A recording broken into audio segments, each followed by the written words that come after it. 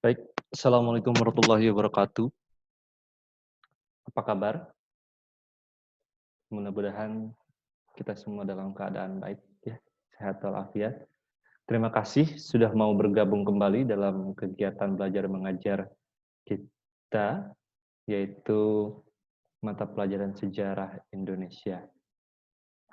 Jangan lupa untuk absen dulu ya di e-learning, klik absen sebelum lebih jauh kalian menonton video pembelajaran kali ini. Baik, dalam pertemuan kali ini Bapak akan melanjutkan pemaparan materi kita di minggu yang lalu, di mana kita akan membahas tentang dampak dari perkembangan kolonialisme dan imperialisme. Jika kalian masih ingat materi yang minggu kemarin, bahwa dampak kolonialisme dan imperialisme bangsa Eropa, khususnya Belanda, bagi Indonesia itu ada 5. Pertama bidang politik, yang kedua pemerintahan, ketiga ekonomi, yang keempat sosial, dan yang kelima bidang pendidikan. Untuk bidang politik, pemerintahan, dan ekonomi sudah kita bahas, dan pada pertemuan kali ini kita akan membahas tentang dampak di bidang sosial dan bidang pendidikan. Langsung saja ya, kita akan bahas bagaimana dampak dari kolonialisme dan imperialisme bangsa Eropa bagi Indonesia di bidang sosial dan bidang pendidikan. Nah, di bidang sosial, ya, di bidang sosial kurang lebih ada 3 dampak yang dirasakan oleh bangsa Indonesia akibat kolonialisme bangsa Eropa tersebut. Yang pertama itu adalah stratifikasi sosial. Bapak ulangi, yang pertama itu adalah stratifikasi sosial. Di pertemuan sebelumnya kita pernah bahas bahwa stratifikasi sosial ini hampir mirip dengan sistem kasta. Ya, bangsa Indonesia, nenek moyang kita pernah mengalami sistem kasta ini ketika di zaman Hindu. Ya, kalau kalian masih ingat pelajaran di kelas 10 bahwa ketika masa atau periode Hindu ya, masyarakat itu dibagi dalam beberapa kelas atau sistem kasta. Nah, di masa kolonialisme ini pun sama. Jadi, ketika masyarakat Indonesia sudah jenuh dengan sistem kasta dalam agama Hindu, kemudian diganti dengan kedatangan Islam, makanya Islam sangat cepat diterima oleh bangsa Indonesia karena tidak mengenal sistem kasta, tapi kita akhirnya mengalami kemunduran ketika kita kembali dijajah oleh bangsa-bangsa Eropa.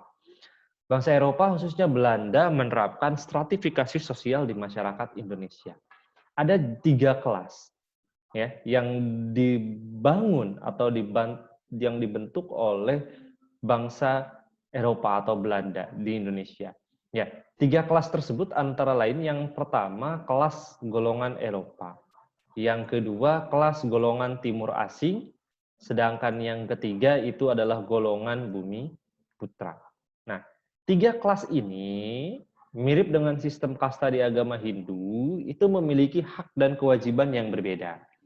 Tentu, hak yang paling istimewa itu dimiliki oleh golongan tertinggi dalam segitiga stratifikasi sosial ini, yaitu golongan Eropa. Di bawah golongan Eropa itu ada golongan Timur Asing. Sedangkan di stratifikasi yang paling rendah ini adalah golongan Bumi Putra. Nah, ketika golongan ini, Bapak ulangi, memiliki hak-hak yang berbeda.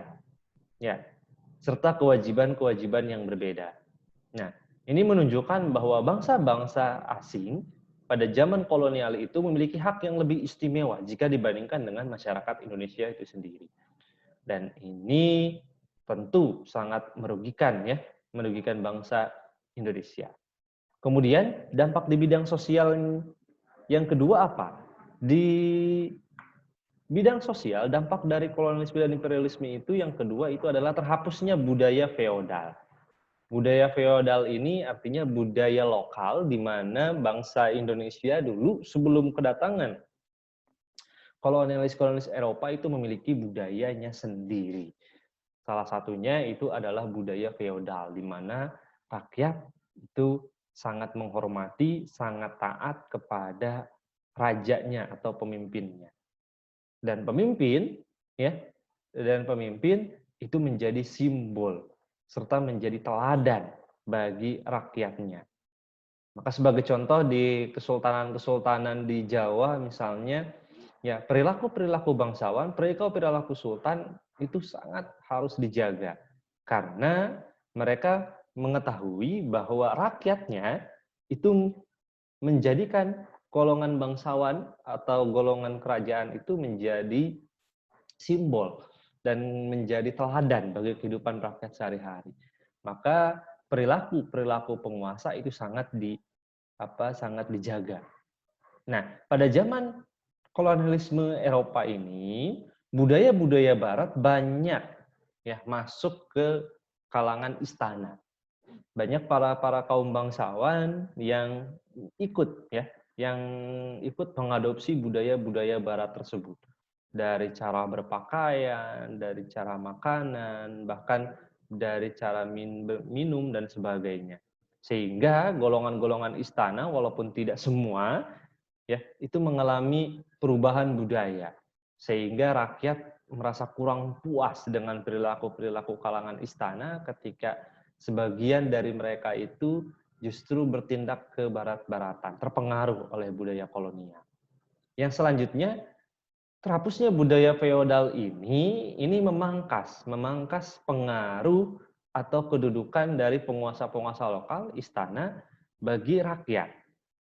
Sebagai contoh, penguasa-penguasa lokal itu diubah statusnya oleh pemerintah kolonial menjadi pegawai pemerintah.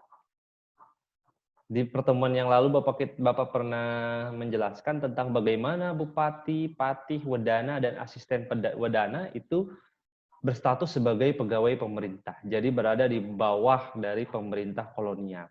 Dan ini justru menurunkan marwah atau harga diri dari penguasa lokal di mata masyarakat. Karena penguasa kolonial berada di atas penguasa lokal. Dan ini menjadi dampak yang luar biasa di bidang sosial pada masa itu, dan ini merupakan salah satu faktor kenapa terjadinya Perang Jawa yang dimotori oleh Pangeran Diponegoro. Nah, dampak sosial yang ketiga itu adalah kristenisasi. Sangat terasa juga bahwa tidak menutup kemungkinan karena agama yang dianut oleh bangsa-bangsa penjajah Eropa itu adalah agama Kristen, maka mereka mencoba untuk melakukan upaya kristenisasi di Indonesia. Baik itu dilakukan oleh kaum Katolik dengan misinya ataupun kaum Protestan Belanda dengan zendingnya. Nah, di masa pemerintahan kolonial ini banyak sekali upaya-upaya kristenisasi yang dilakukan oleh bangsa Eropa di Indonesia.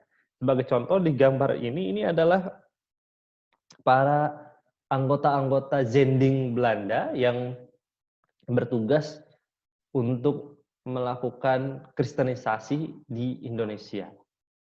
Jadi ini adalah para penginjil dari pihak Belanda yang sengaja datang ke kampung-kampung, ke desa-desa untuk berdakwah, untuk untuk melakukan pemurtadan massal di masyarakat Indonesia.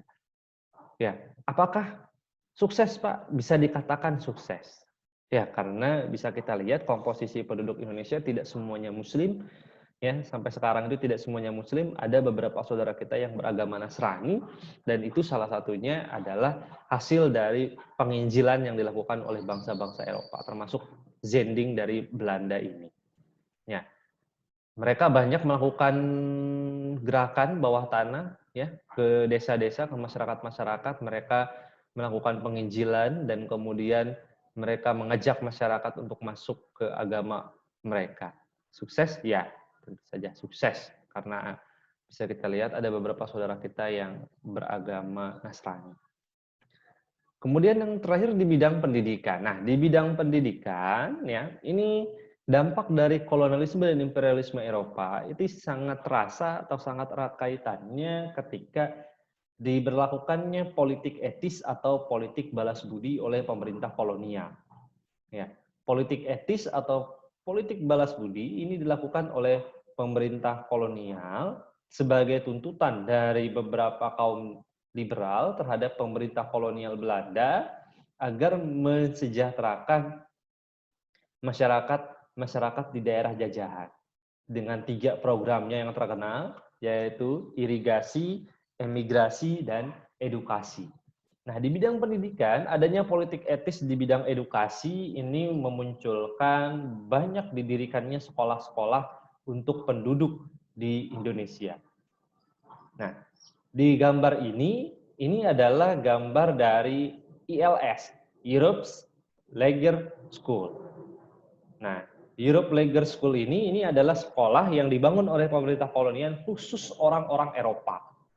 Jadi orang-orang Eropa yang tinggal di Indonesia pada masa itu, anak-anaknya itu kan harus bersekolah. Jika harus bersekolah jauh langsung ke Eropa, mereka tidak sanggup. Makanya mereka berinisiatif untuk mendirikan sekolah-sekolah yang khusus bagi golongan-golongan orang-orang Eropa.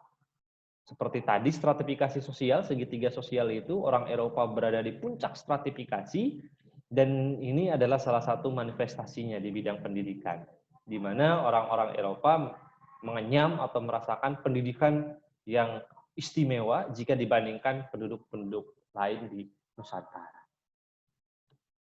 Lalu ini contohnya, ini pendidikan pribumi ya. Ini adalah gambar dari Quack School milik organisasi Muhammadiyah. Quack School itu artinya sekolah guru ya, sekolah keguruan. Kalau sekarang sudah nggak ada sekolah keguruan, harus kuliah. Ini Quack School. Ini adalah sekolah lokal yang didirikan oleh organisasi Muhammadiyah sebagai dampak dari politik etis.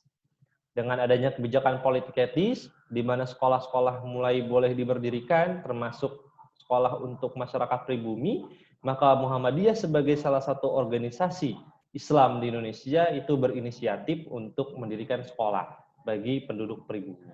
Ini sebagai upaya untuk penyetaraan kualitas pendidikan agar tidak kalah dengan orang-orang atau para kaum penjajah yang ada di Indonesia. Nah, mungkin itu saja ya pemaparan kita kali ini terkait dampak dari kolonialisme dan imperialisme di Eropa. Aku ulangi, dampaknya itu ada 5, bidang politik, ya, bidang politik, bidang pemerintahan, bidang sosial, bidang pendidikan, dan yang terakhir itu adalah bidang pemerintahan. Baik, mungkin itu saja. Terima kasih atas perhatiannya. Semoga bisa memberikan pemahaman dan wawasan yang baru bagi kalian, walaupun sedikit. Akhir kata, Assalamualaikum warahmatullahi wabarakatuh.